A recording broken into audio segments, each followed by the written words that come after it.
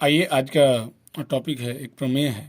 दो समरूप त्रिभुजों के क्षेत्रफलों का अनुपात इनकी संगत भुजाओं की वर्ग के अनुपात के बराबर होता है।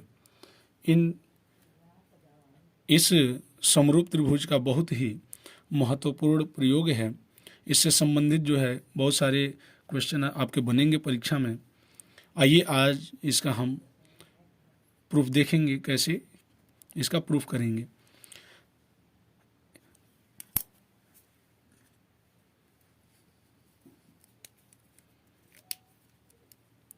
दिया है दो त्रिभुज, आपका दिया हुआ है। कोई भी हम दो त्रिभुज मान लेंगे।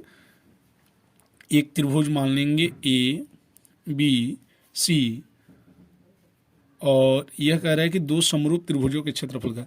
तो एक त्रिभुज ए बी सी मानेंगे और दूसरा यदि त्रिभुज पी क्यू आर माने, आप इसकी जगह पर कुछ भी मान सकते हैं, ए बी सी, और यहाँ पर एल एम एन भी मान सकते हैं या क्यू आर एस टी भी मान सकते हैं।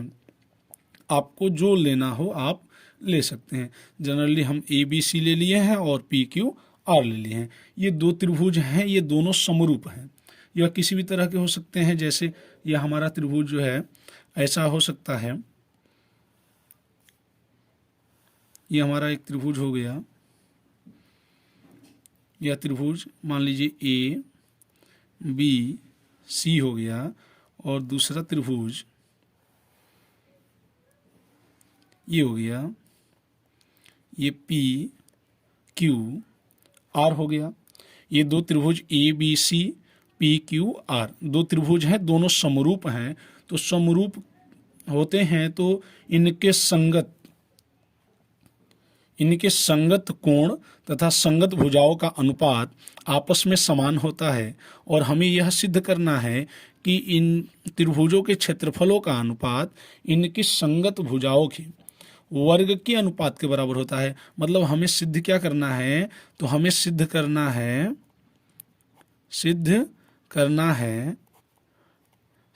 है कि इन क्षेत्रफलों का अनुपात, मतलब एरिया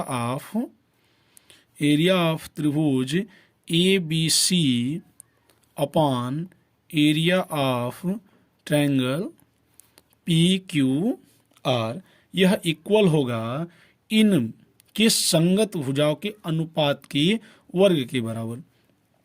मतलब A B upon P Q, A B का संगत पी क्यू है, बी सी का संगत क्यू आर है, और ए सी का संगत पी आर है। मतलब इसके करस्पॉन्डिंग पार्ट जो है, करस्पॉन्डिंग जो साइड है, वह भी उनके वर्ग का जो है, स्क्वायर का जो है, वह अनुपात का वर्ग जो है वह उसके क्षेत्रफल के अनुपात के बराबर होगा। A C upon P R का स्क्वायर इज इक्वल टू, ये होगा आपका B C upon Q R का स्क्वायर। ये हमें सिद्ध करना है। तो हम यहाँ पर देख रहे हैं कि ये दोनों त्रिभुज चूंकि समरूप हैं, तो समरूप हैं तो इनके संगत कोण और संगत भुजाएं आपस में बराबर होंगी। उनका अनुपात आपस में बराबर होगा। तो हम यहाँ से एक रचना करेंगे, और रचना में क्या करेंगे, तो ए से जो है इस पर हम शीर्षालंब डालेंगे, और यहाँ से पी से भी इस पर हम शीर्षालंब डालेंगे। शीर्षालंब वो होता है, मतलब ये 90 अंश का कोण बनाता हुआ आएगा और किसी एक शीर्ष से आएगा, उसको हम शीर्षालंब कहते हैं। और यह रचना में हम लिख सकते हैं। रचना में क्या किए कि शीर्ष ए से बी सी पर शीर्षालंब खींचे हैं, और शीर्ष पी से क्यू आर पर शीर्षालंब खींचे हैं। यह हमारा हाइट हो सकता है। यह जो है हमारा यह शीर्षालंब है, आपकी हाइट होती है ट्रायंगल की। तो इसका एरिया निकालना होगा, तो 1/2 बेस इंटू हाइट से हम निकाल सकते हैं। बेस हमारा बी सी होगा, यहाँ पर बेस हमारा क्यू आर हो जाएगा।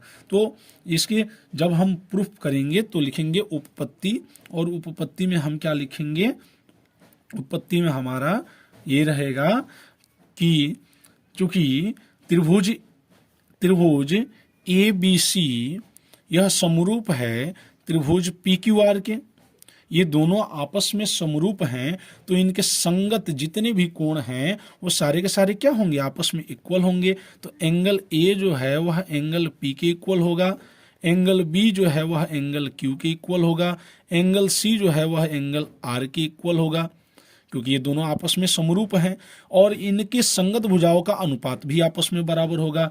मतलब हम यहाँ से कह सकते हैं कि A B upon P Q यह भी इक्वल होगा B C upon Q R, और ये इक्वल होगा A C upon P R के, क्योंकि ये तो दोनों के दोनों समरूप हैं। तो यहाँ से हम लिख सकते हैं समरूपता से या समरूपता की जो परिभाषा होती है उससे, समरूप उसी को कहेंगे। तो समरूपता से ये हमारा सिद्ध हो जाएगा। जैसे ही हम यहाँ पर ये शीर्षालंब डाले हैं, ये दो त्रिभुजों में बट गया। अब ये चूंकि बट गया दो त्रिभुजों में, तो ये दोनों समरूप त्रिभुज हैं, और इसके द्वारा जो ये त्रिभुज बनेगा ए बी, और यहाँ पर हम इसको मान लें ए बी सी, इसको डी मान लें, और ये पी क्यू आर इसको एस कर दें, तो हमारा ए बी डी और पी क्यू एस जो है वह समरूप त्रिभुज बनेगा, क्योंकि इसके दो जो एंगल हैं ये वाले वो आपस में इक्वल होंगे। बी जो है इसके इक्वल होगा और ये वाला भी इसके इक्वल होगा, या ये कह सकते हैं कि बी जो है क्यू के इक्वल है, शीर्षालंब है चूंकि, तो एंगल डी जो है एंगल एस के इक्वल है, क्योंकि ये दोनों 90 डिग्री के होंगे। तो दो एंगल आपस में इक्वल होंगे, तो ये वाला भी एंगल इक्वल होगा। एंगल नियम से यह क्या हो जाएगा, यह आपका दोनों समरूप हो जाएगा। मतलब S P Q D A B के बराबर होगा। ठीक है, तो इस तरह से हम इन दो त्रिभुजों को लेकर के जब चलेंगे, तो त्रिभुज हम यहाँ से, या फिर ये इन दोनों त्रिभुजों को भी ले सकते हैं, C D A R S P, कोई भी आप ले सकते हैं। तो हम इस साइड वाले को लेकर के चल रहे हैं, तो लेंगे त्रिभुज ए बी डी तथा त्रिभुज पी क्यू एस, तथा और त्रिभुज ए बी डी। इन दोनों में हम देखेंगे एंगल बी जो है वह एंगल क्यू के इक्वल होगा, और एंगल डी जो है वह एंगल एस के इक्वल होगा, यह 90 डिग्री का होगा। और इस तरह से ये वाले दोनों आपस में इक्वल हुए, तो ये वाला अपने आप इक्वल हो जाएगा। तो यहाँ से हम कह सकते हैं कि एंगल से, या एंगल से triangle A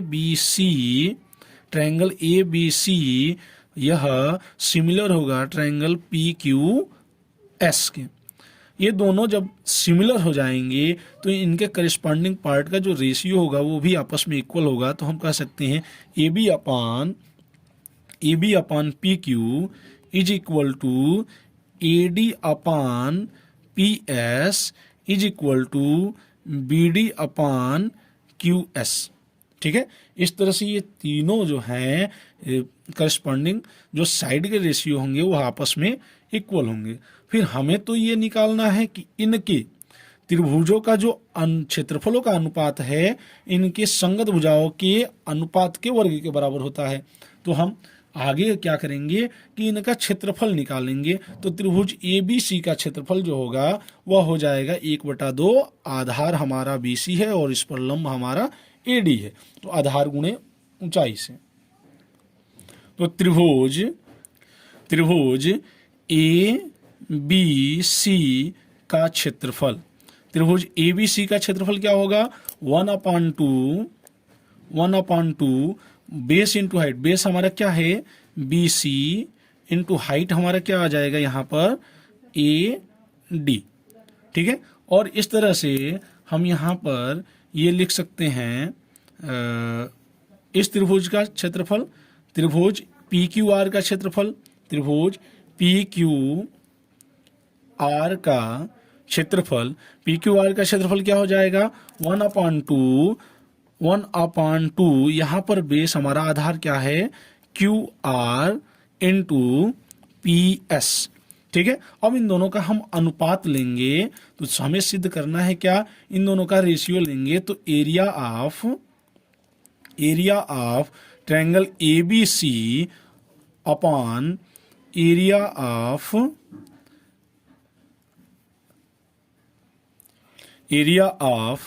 triangle PQR is equal to 1/2 BC cross AD upon 1/2 into QR into PS।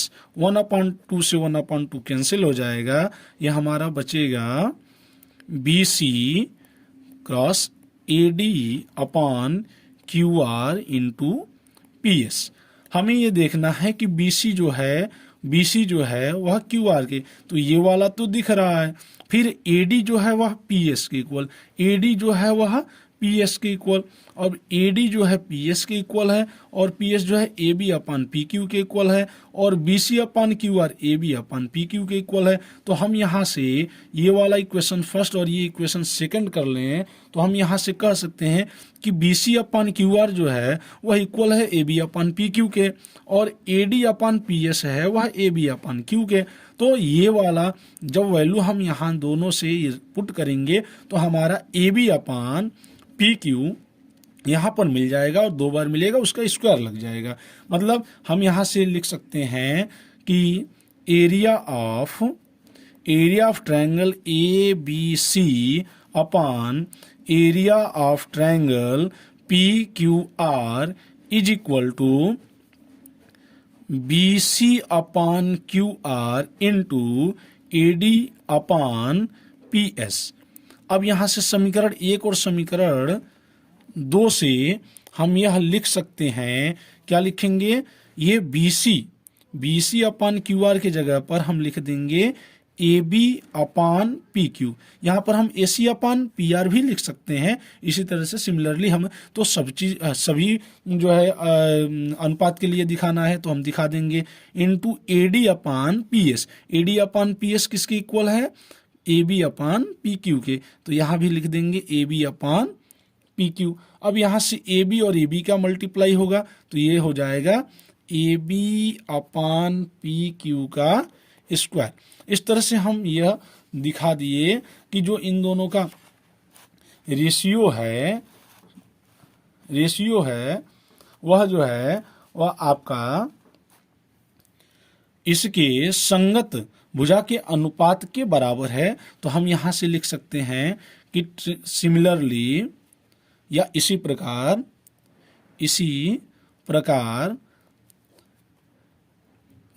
Area of triangle ABC upon area of triangle PQR is equal to AB upon PQ का square.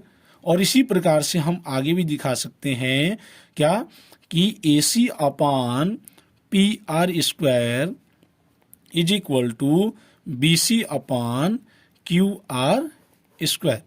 यह सिद्ध हुआ।